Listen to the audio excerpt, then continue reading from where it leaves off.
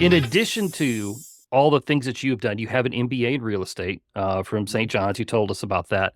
A Mhm. big question that I've had, for about a year now, because this blew up on social media, Yeah. is how much information can somebody find out about my home, about Mhm. my mortgage? Kind of walk me through what's all the Mhm. public information about the property that I may own. Okay.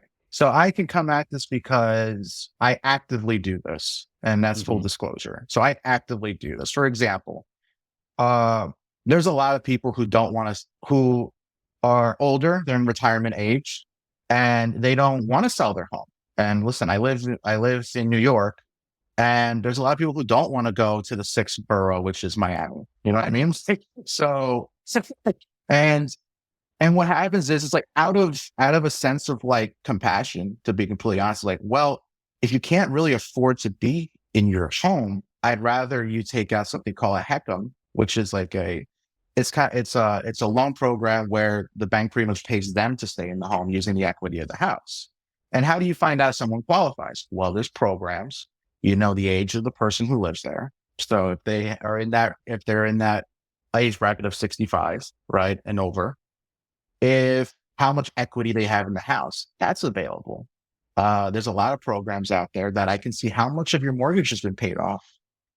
And I can also see if you're actually still making payments or you're going into foreclosure or you're having a tough time.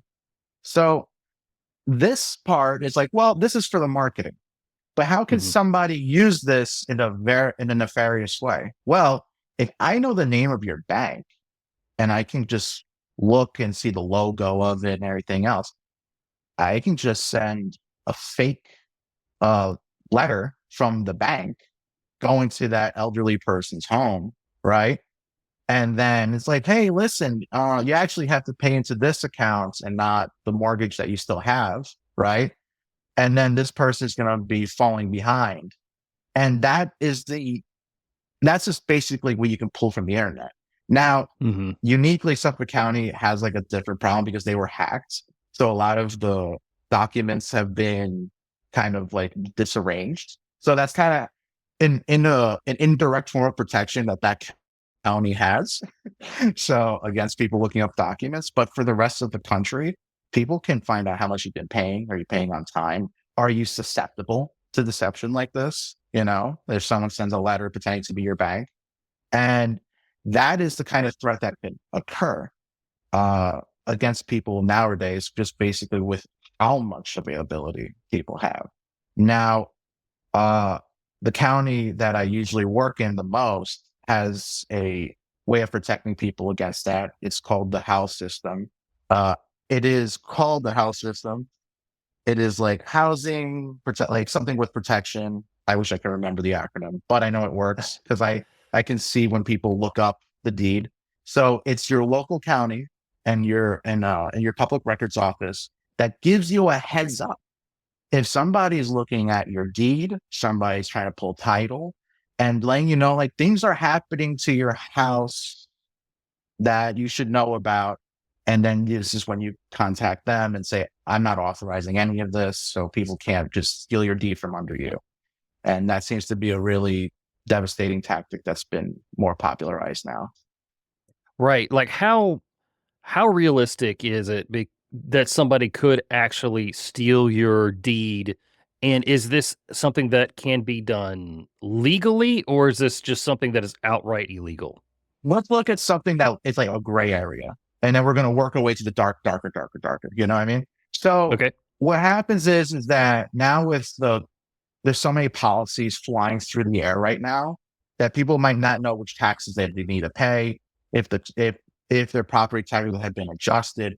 So what happens is that you probably see like ads for this as a quick way to be a millionaire. Questionable, but it's like you can buy people's real estate tax debts. You know, so if somebody owes $1,000 on real estate taxes and you pay it off, then now there's a lien on the property to you.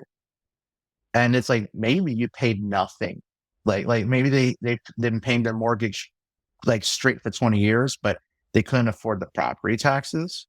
And then all of a sudden, Now you have somebody that's like saying, "Hey, you know what? I you owe me, and I'm not going to accept any payment from you, so you can be pushed out of the property. I can start an eviction process."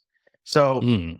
so you see, like, and then guess what? He did pay the tax debt, and you can pull up everyone who owes you taxes, who owes taxes, from the public records office because that's public information, and it's not financial advice, and nor do I endorse Right. this Right. activity. Yes, understood. This is for But educational general purposes purposes only. only, yes. But yeah, but hey, make sure you're up to date on everything on what you're paying because you could be susceptible to an attack like that. So that's just one instance. Another instance is people doing works on your home and putting like different forms of mechanics liens on it, not alerting you Mhm. to it. That's another way people can anything that leverages somebody against you with debt Mhm. and their unwillingness to take payment because they rather have the house than the payment. So that is the common way of being leveraged. That's why knowing that you're up to date with your mortgage, knowing that you're up to date with your taxes, knowing that you're like, hey, listen, this guy's calling me and he's saying that I owe this. I know for a fact I don't owe XYZ because I'm on top of Mhm. my finances and knowing where everything's going. And oh, I don't get physical correspondence from my bank because I did Mhm. paperless. So you see, like, and that's in these little ways of knowing what you owe and knowing who the people who you owe debt to, what they look like, is going to be your best defense right now. And having something like an alert of knowing that somebody's looking into your property, you know, Okay.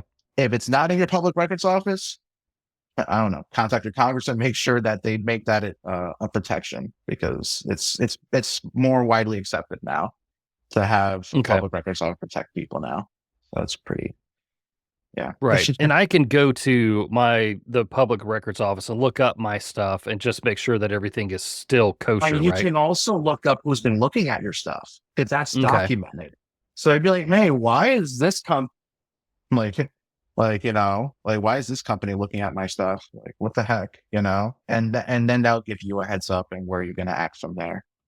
Okay. So it might just be worth it, twice a year, That's go good. meet a friend for lunch downtown, head over to the records office, ask for that Yeah. to be pulled, look at Hmm. it, and then you're on your Or way. you can probably get it from their website. I mean, it might look archaic because most government websites do, but sometimes they do have a download your records here, and but you just have to prove that you're the owner. If they have that step, that's a good indicator that it's harder for people to pull for information about your property.